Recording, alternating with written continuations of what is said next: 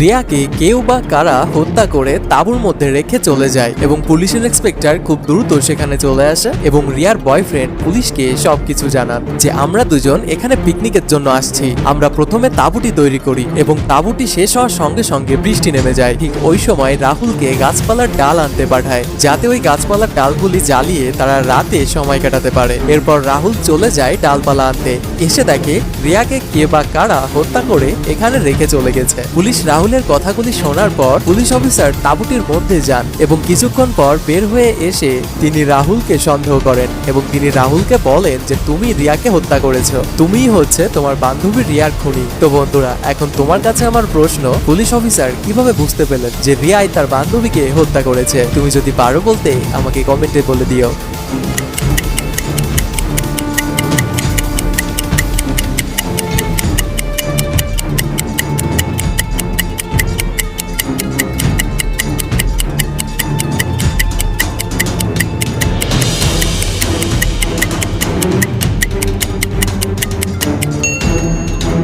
Rahul police অফিসারকে বলেছিল যে তারা বৃষ্টি নামার পূর্বেই তাঁবুটি টানিয়েছিল, কিন্তু পুলিশ অফিসার যখন তাঁবুটির ভেতরে যায় তখন দেখতে পারে যে তাঁবুটির মধ্যেই অনেক বৃষ্টির পানি রয়েছে। রাহুল যদি বৃষ্টির আগেই তাঁবুটি টানাতো তাহলে বৃষ্টির পানি তাঁবুর মধ্যে কখনোই যেতে পারতো না, আর তার মানে রাহুল পুলিশকে মিথ্যা কথা বলছে। আর এ থেকেই পুলিশ অফিসার বুঝতে পারে যে তার বান্ধবী রিয়াকে হত্যা করেছে। তো বন্ধুরা, তোমাদের মতামতটিও আমাকে কমেন্টে জানিও। চলো পরের প্রশ্নটি দেখা যাক।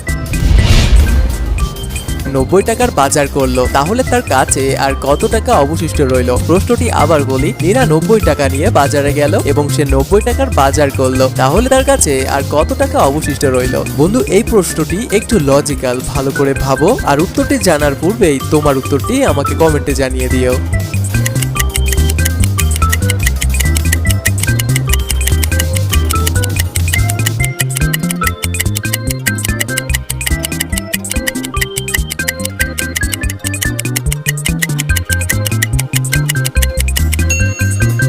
বন্ধুরা, পারলে উত্তরটি হচ্ছে 1 টাকাও থাকবে না, কারণ প্রশ্নে রয়েছে নীরা 90 টাকা নিয়ে বাজারে গেল। তার মানে নীরা একটি মেয়ে এবং সে 90 টাকা নিয়ে বাজারে গেল এবং সে 90 টাকার বাজার করলো, তাহলে তার কাছে আর কোনো টাকাই থাকলো না। কি বন্ধুরা, মজার তো? তো চলো পরের প্রশ্নটি দেখা যাক। বন্ধুরা, স্ক্রিনে তোমরা দুটি ছবি দেখতে পাচ্ছ। এই দুটি ছবির মধ্যে দুইটি পার্থক্য রয়েছে। দেখো তো পার্থক্য দুটি তুমি খুঁজে পাও কিনা।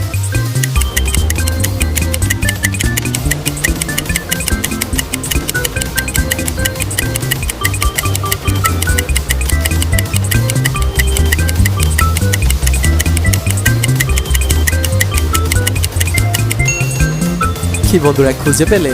এই দেখো। তো যারা পার্থক্য দুটি খুঁজে পেয়েছো তারা কমেন্টে বলে দিও আমিও পেরেছি। চলো পরের প্রশ্নটি দেখা যাক।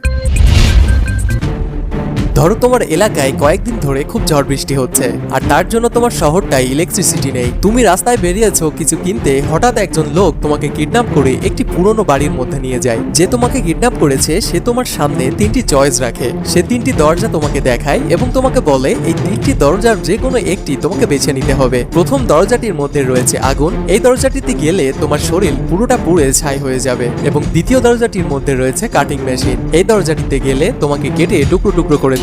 এবং তৃতীয় দরজাটির মধ্যে রয়েছে ভূত, এই দরজাটির মধ্যে গেলে ভূত তোমার ঘাড় মটকে দেবে। এখন বন্ধু, তোমার কাছে আমার প্রশ্ন, তুমি কোন দরজাটি বেছে নেবে? তোমার উত্তরটি আমাকে কমেন্ট করে দিও।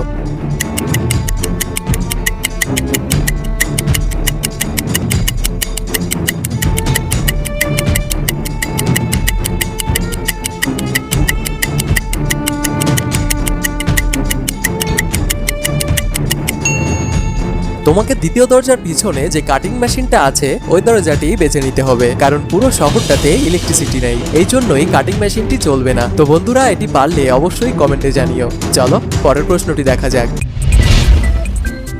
বন্ধুরা, স্ক্রিনে তোমরা অনেকগুলো ইমোজি দেখতে পাচ্ছ।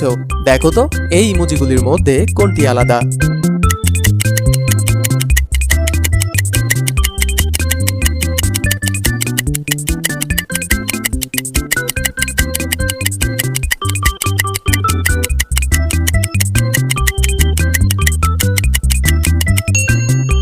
কি বন্ধুরা, পারলে?